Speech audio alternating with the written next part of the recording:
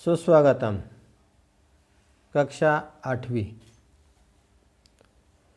बच्चों, संसार का विकास कोई कहेगा कल कारखानों से, कोई कहेगा खेती से, कोई कहेगा अन्य किसी माध्यम से हुआ है, परंतु इस जगत का विकास केवल भाषा से हुआ है।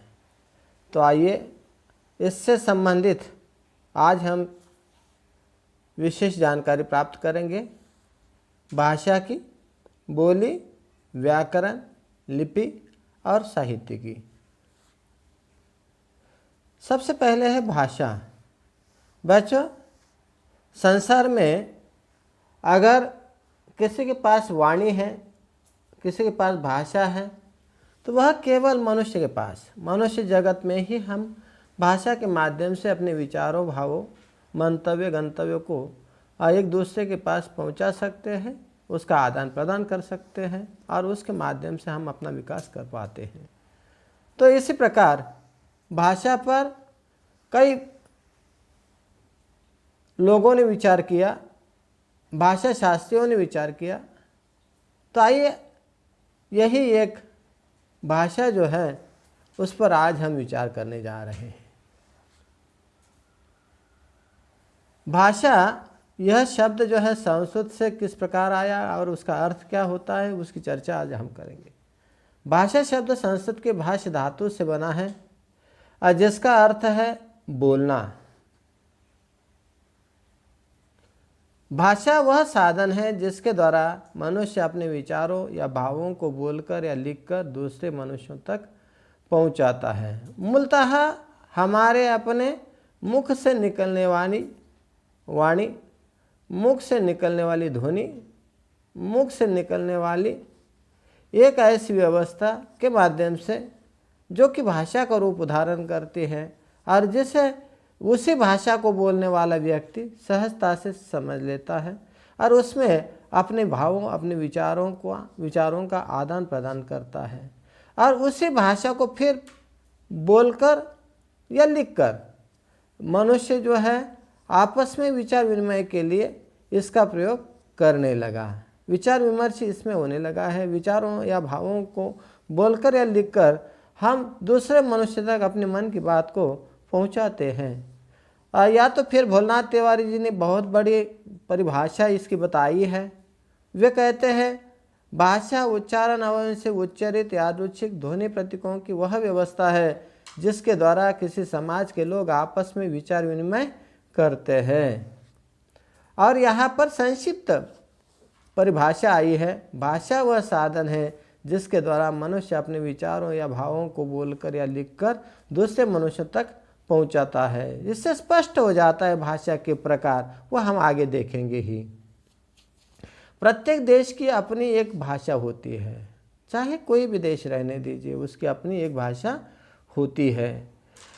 हमारी राष्ट्रभाषा हिंदी है। संसार में अनेक भाषाएं हैं, जैसे हिंदी, संस्कृत, अंग्रेजी, बांग्ला, मराठी, गुजराती, पंजाबी, उर्दू, तेलुगु, मलयालम, कन्नड़, फ्रेंच, चीनी, जर्मन आदि। तो हर एक का अपना अपना मूल रूप होता है, तो भाषा का भी मूल रूप है। बच्चों, आप जानते होंगे कि सबसे पहले हम इस पर विचार करते हैं कि भाषा जो है मुख से निकलने के कारण वह मौखिक रूप धारण करती है, अर्थात भाषा का मूल रूप मौखिक होता है। मनुष्य ने सबसे पहले बोलना सीखा। अब इसी बोल को बाद में दस्तावेज में या ग्रंथों में रूपांतरित करने की परिकल्पना मनुष्य के सामने आई और वह उसे साकार कर पाया, यानी कि भाषा का लिखित रूप बाद में आया। और इससे ही मैंने पहले आपको बताया था, बोलकर या लिखकर भाषा का माध्यम हम चलाते आए हैं। भाषा के इसके आधार पर दो प्रकार हो जाते हैं, एक है मौखिक भाषा और दूसरा है लिखित भाषा। तो सबसे पहले हम देखेंगे मौखिक भाषा। सबसे पहले, इससे पहले भी हमने विचार किया था कि भाषा का मूल रूप जो है मौखिक है। इसे आधार पर भाषा का पहला भेद जो बनता है, प्रकार जो बनता है, वह है मौखिक भाषा। बोलकर प्रकट की जाने वाली भाषा मौखिक भाषा कहलाती है। अब दूसरा रूप है लिखित भाषा। लिखकर जिसे हम प्रकट करते हैं वह है लिखित भाषा। आओ बच्चों, जैसे कि संसार में जनभाषा, राष्ट्रभाषा, राजभाषा, प्रांत भाषा या तो फिर जनभाषा आदि आदि पर विचार किया गया है, उसके साथ साथ मातृभाषा पर भी हमने विचार किया। तो मातृभाषा क्या है, किसे कहते हैं मातृभाषा? मातृभाषा भाषा का वह रूप जिससे बालक सबसे पहले अपने परिवार में रहकर सीखता है, वह है मातृभाषा। देखिए, अब भाषा और बोली में अंतर है। भाषा जो है, अब मान लीजिए हिंदी भाषा, पर हिंदी भाषा के साथ साथ उसकी कई बोलियां होती हैं, अर्थात भाषा और बोली में अंतर है। भाषा संपूर्ण देश की होती है, लेकिन उसी देश की जितने भी हम जहाँ जहाँ का विचार करेंगे, यहाँ तक कि थोड़े से अंतर पर भी अगर हम पहुँच जाते हैं तो बोली में उस भाषा को बोलने का प्रचलन मिलता है। यानी कि वह भाषा का रूप जो है बोली कहलाता है, क्षेत्रीय रूप जो है वह बोली कहलाता है। उस क्षेत्र से संबंधित या उस क्षेत्र से आने वाली या तो उस क्षेत्र में बोली जाने वाली वह भाषा का क्षेत्रीय रूप बोली कहलाता है। अर्थात भाषा का क्षेत्रीय रूप बोली कहलाता है। अर्थात देश के विभिन्न भागों में बोली जाने वाली भाषा बोली कहलाती है। और किसी भी क्षेत्रीय बोली का लिखित रूप में स्थिर साहित्य वहाँ की भाषा कहलाता है। जैसे कि हिंदी की ब्रज बोली। अब इस ब्रज बोली में सूरदास जी द्वारा रचित सुरसागर आया, और उसी प्रकार राम की कहानी बताने वाला, राम कथा बताने वाला रामायण जो आया, वह भी वाल्मीकि द्वारा अगर रचित हम कहते हैं तो वो अलग रूप में आया। परंतु हिंदी में अगर विचार करेंगे तो हिंदी के एक बोली में, यानी कि अवधी बोली में रामचरित मानस आया, जो कि गोस्वामी जी का रचित है। तुलसीदास गोस्वामी जी ने रामचरित मानस अवधी बोली में लिखा।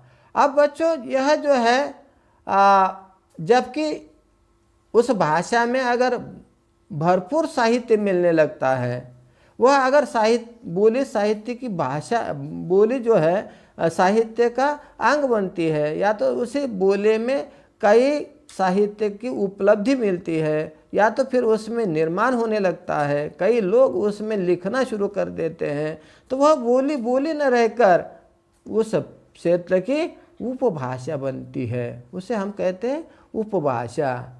वही जो है उससे पहले बोली का रूप ले लेती है। तो बच्चों, चाहे वो बोली हो चाहे वो भाषा हो, इस भाषा को किस प्रकार हमारे अपने क्षेत्र में लाना है, या तो फिर हमारे अपने उस शास्त्र के रूप में उसे किस प्रकार चलाना है, वह है व्याकरण। व्याकरण वह शास्त्र है जिसके सहायता से हम किसी भाषा को शुद्ध पढ़ने, लिखने और बोलने का ज्ञान प्राप्त करते हैं, वह है व्याकरण।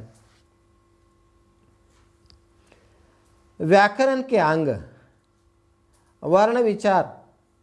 इसमें वर्णों के आकार, भेद, उच्चारण और उनके मिलाने की विधि बताई जाती है। बच्चों, आपने भी इसको पढ़ा होगा।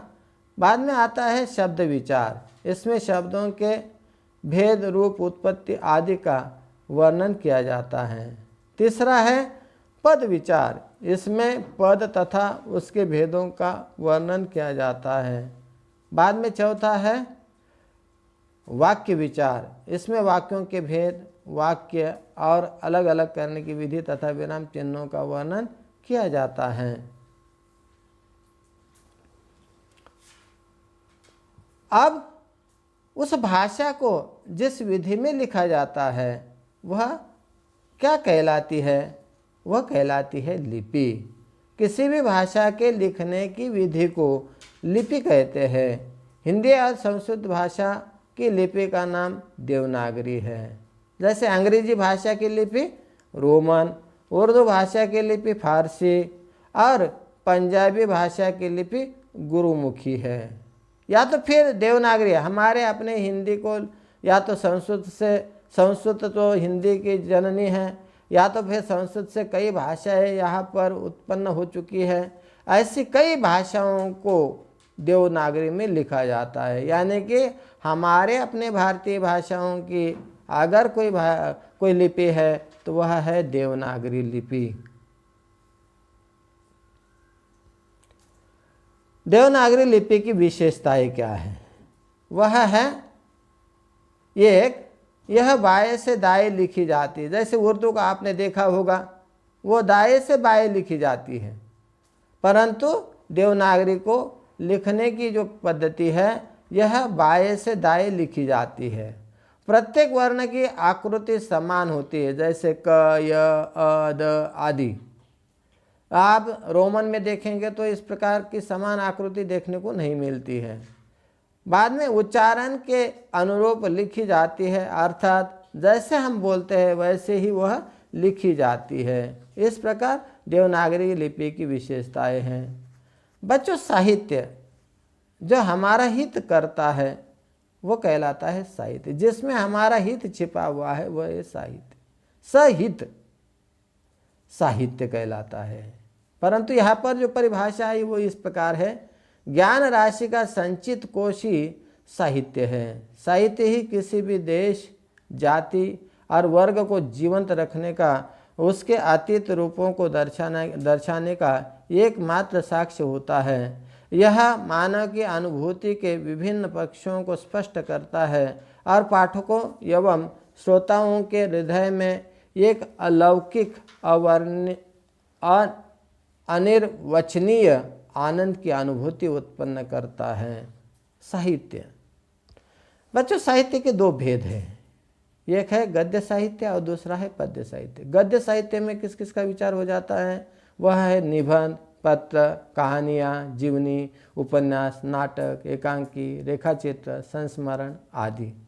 और पद्य साहित्य में किसका विचार होता है? वह है पद, चौपाइयाँ, कविताएं, दोहे, गीत आदि। तो बच्चों, आज आपने देखा भाषा, बोली, व्याकरण, लिपि, साहित्य, इस पर अभी हमने विचार किया। तो घर पर आपको इस प्रकार इसके प्रश्नोत्तर लिखने हैं। भाषा से आप क्या समझते हैं? भाषा के प्रकार कितने हैं और कौन कौन से हैं, स्पष्ट कीजिए। दूसरा है, तीसरा जो है लिपि किसे कहते हैं, इसकी आवश्यकता क्यों पड़ी। प्रश्न 4, व्याकरण से आप क्या समझते हैं, उसके अंग कितने और कौन कौन से हैं।